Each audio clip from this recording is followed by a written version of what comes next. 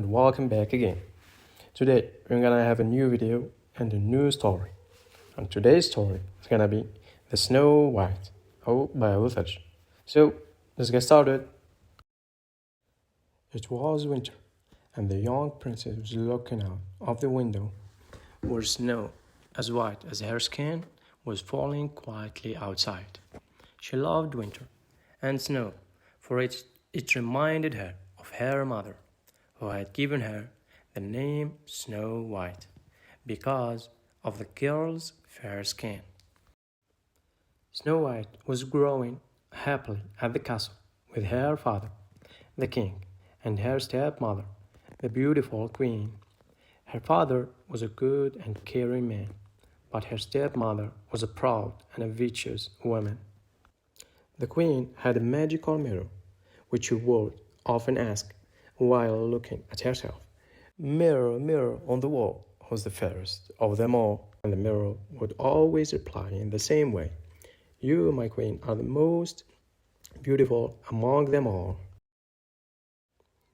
The mirror was not only magical, but it was also very honest, and it would always tell the truth. And the queen loved hearing that she was the most beautiful in the world. But Snow White grew, and her beauty blossomed. One day, when the queen asked her mirror who was the fairest of them all, she received an unexpected and very unwanted answer. Snow White, my queen, is the most beautiful among them all. The news struck the queen, but after the initial shock, she decided to solve the problem. Her plan was as cruel as her heart. The vicious woman called her guard and ordered him to take the girl to the woods, kill her, and take the heart back to her as a proof. The guard took Snow White to the woods, following the queen's orders. He was a brave warrior and an honest man, but he was not cruel. When they went far enough, the guard told her to run away. His good heart just didn't let him kill Snow White. On his way to the castle, the guard killed a wild pig and took its heart to show to the queen. Happy to hear that Snow White was dead, she hurried to her mirror and asked, Mirror, mirror on the wall, who's the fairest of them all? Snow White, my queen, is the loveliest among them all.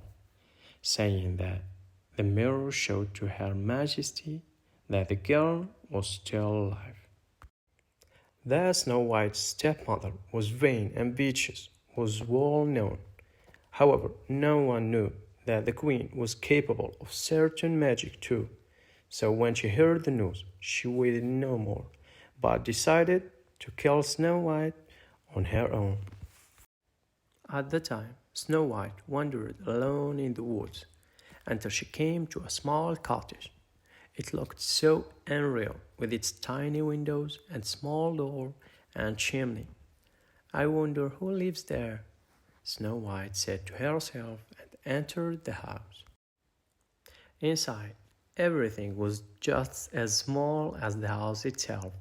The table was set for 7 people, and Snow White was hungry. Therefore, she decided to have a bite of each meal and a sip of each cup, so that she didn't leave anyone without a meal. When she was done eating, Snow White went to the bedroom and tried a couple of beds before she fell asleep on one of them. It was not long before the house owners got home. There were 7 dwarfs who worked in the mines every day. What a surprise it was for them to find that someone entered their house and was now sleeping on one of the beds. The dwarfs let her sleep. When she woke up, Snow White told them her story. When they heard all that she had to tell, the dwarfs gathered for a meeting. They decided to let her stay and live with them. The next day, they left to work and warned Snow White to be very careful and not to open the door to strangers.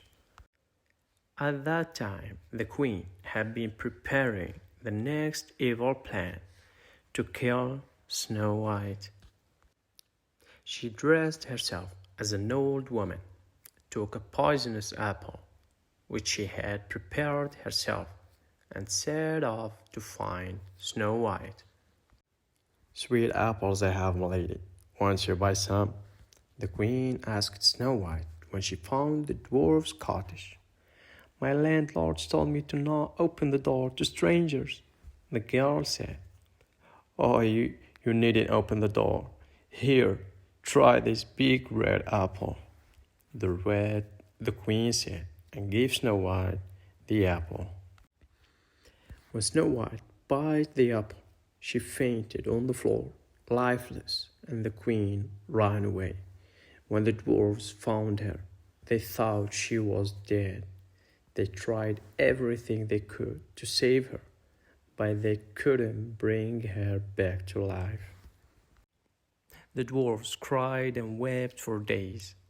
They laid her on a bed of rose petals in a crystal coffin and started to the mountains to leave the coffin there so that they could see her beautiful face every day when they were going to and back from the mines. On their way to the mountains, a stranger met them. He was riding a beautiful black horse, and when he saw Snow White, he fell in love with her. "Where are you going with this beauty?" he asked them, and they told him that they were going to the mountains to lay the coffin there, so that they could go and visit Snow White every day. Then the stranger, who was a prince, suggested, "Let me help you with this. You can put the coffin on the horse's back." The dwarfs lifted the bed of roses and all started for the mountains. On their way, the horse stumbled over a bump, and at that moment Snow White coughed out the poisoned bite. When she woke up, the prince and the dwarfs couldn't express their happiness.